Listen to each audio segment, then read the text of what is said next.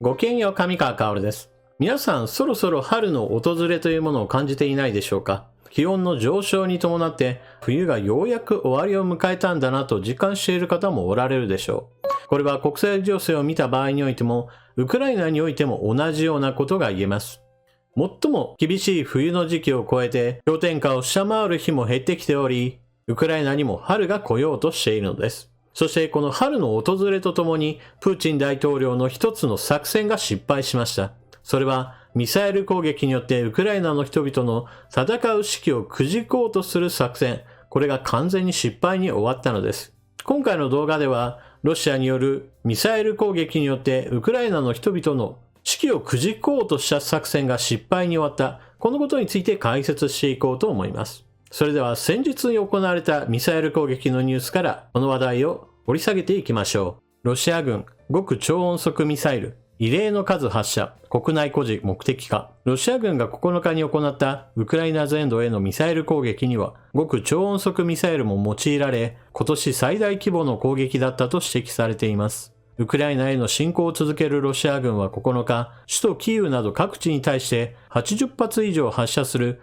大規模なミサイル攻撃を行いました。ウクライナのゼレンスキー大統領は動画のメッセージで文明社会に対し戦争を仕掛けるテロ国家による新たな攻撃で一部の地域や都市では停電や断水が発生した。ロシアのミサイルは6人の命を奪ったと非難しました。一方今回の攻撃には巡航ミサイルや通常迎撃用に使われる地対空ミサイルに加えてロシア側が極超音速ミサイルだと誇示するキンジャールも6発という異例の数が発射されたと指摘されています。イギリス国防省は10日、先月16日以来の大規模な長距離攻撃であり、おそらく去年12月以来最大の攻撃の一つだと分析しました。また、アメリカのシンクタンク戦争研究所は9日、ロシアの攻撃は国家のプロパガンダの目的で行われたものだ。今月2日に、ウクライナからの襲撃でロシア西部の州で死者が出たとして、国内の戦争支持者から報復を要求する声が高まった。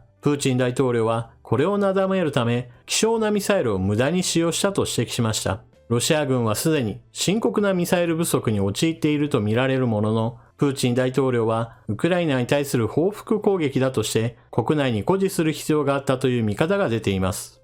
ロシア軍の攻撃目標は主には2つあります。まず第一に社会インフラ。発電施設や変電施設などを狙うことによって電気をなんとか広範囲に止めようとしました。もう一つの目標は一般住宅に対する無差別攻撃です。これは目標を選定する能力が低いがためにどこにでもいいからとにかく撃ち込めというようなかなりずさんな攻撃そのものです。そして最初の社会インフラに対する攻撃、この目標というのはより多くの国民を困らせることだけではなく実際に命を奪うことも目的化していました。なぜならばウクライナに非常に厳しい冬がやってきた場合において停電がずっと長期間続くようなことになれば、多くの人々がまともな生活をすることができず、凍え死んでしまう人も大量に出る危険性があったからです。例えば、全館集中暖房をしているような施設において、元となる施設そのものが停電で動かないであったり、水道を行き渡らせようとしても水道施設そのものも停電で動かないとなれば、電気が来ない、暖房がつけられない、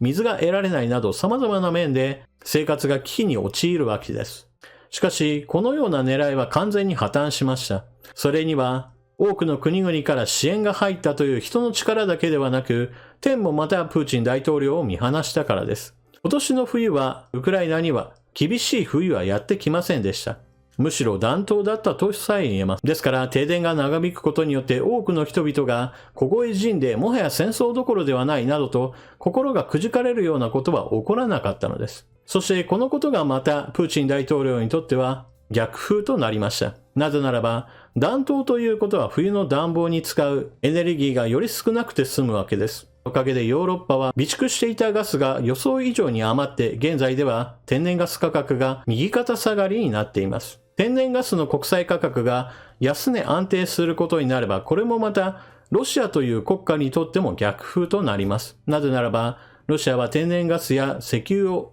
販売することで国家の収入源の柱としています。しかも現在のロシアはどこの国でも売れるというわけではなく、中国やインドなど特定の国に買い叩かれているような状態ですから、国際価格の方が安くなってしまうと、自分たちの売ろうとするときにももっともっと安く買い叩かれて、採算ラインを下回ることさえ出てくるでしょう。しかも制裁の影響は長期化していますから、現在では国際的な石油メジャーから見放された状態で、十分なメンテナンスや機器の更新もままならないでしょう。いずれ採算コストはだんだんと上がってくるはずです。次に、ロシア軍によるミサイル攻撃がいかに上滑りしているかについてもお話をしておきましょう。最初の目標であった多くの人々を凍え死にさせるような大規模な悪影響を与えようというその目論見そのものは完全についえました。今やウクライナには春が訪れようとしていますから、少々停電があったぐらいでは多くの人々が凍え死ぬことなどありえないような状況です。さらには世界各国からの発電機などの支援も入っていますから、病院なども停電があったとしても、長期間の停電に苦しむといったことも現在では回避できるような状況になりつつあります。しかし、ミサイル攻撃を行うことによって一般市民が亡くなっています。今回の攻撃においては最大規模だというような表現がありますが、それに伴って亡くなっている一般市民は6人と報じられています。しかし考えてもみてください。ウクライナという国家がこれで吹っ飛ぶ、無産してしまう、消滅してしまうなどということがあり得るでしょうか。そんなことはあり得ません。つまり、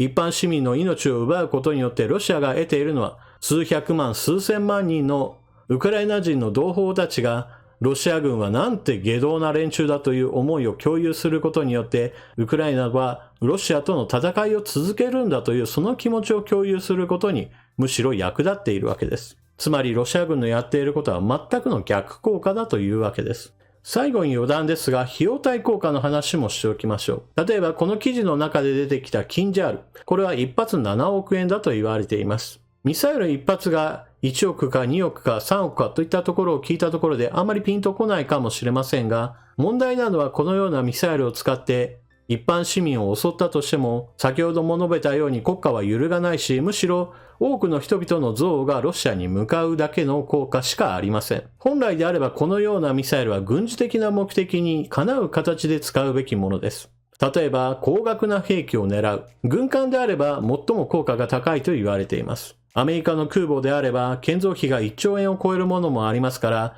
一発7億だろうが10億だろうが、そんなミサイルを10発20発撃ち込んだところで、迎撃された中で一発でもいいから命中し空母を沈めることができれば、全く費用対効果というのは成り立つわけです。ところが今ロシア軍の行っている攻撃は、社会インフラへの攻撃かもしくは一般市民に対する攻撃ですから、戦争の行方にはほとんど何の影響もないと言えるものです。何度も言いますが、一般市民が亡くなっているということはこれは非常に痛ましいことであり、このような攻撃は国際法違反の無差別攻撃でしかありません。そのような意味でロシアは断罪されるべき存在でしかありえません。というわけで今回の動画はここまで。ロシアによるウクライナへのミサイル攻撃は続いてはいますが、しかし冬を乗り切ったことでもはやプーチン大統領の目指しているような多くの人々を戦いどころではないと心をくじかせることは完全に失敗したと言えます。そして季節は冬から春、そして夏へとこれから進んでいくわけで、ウクライナにとってはどれだけ領土奪還ができるか反撃戦の時期へと移行していきます。軍事支援を行っている欧米各国は、より早く戦争を終わらせるためにも、兵器供与を加速してほしいものです。もちろん私自身は日本にも退役する装備品などからウクライナにどんどんと供与できるような法律改正などをしてほしいと願っています。それでは動画を最後までご視聴いただきありがとうございました。チャンネル登録していない方はぜひともチャンネル登録していってください。そして動画を見終わったら評価ボタンのクリックとあなたの感想コメントよろしくお願いします。それでは次の動画でまたお目にかかりましょう。またね。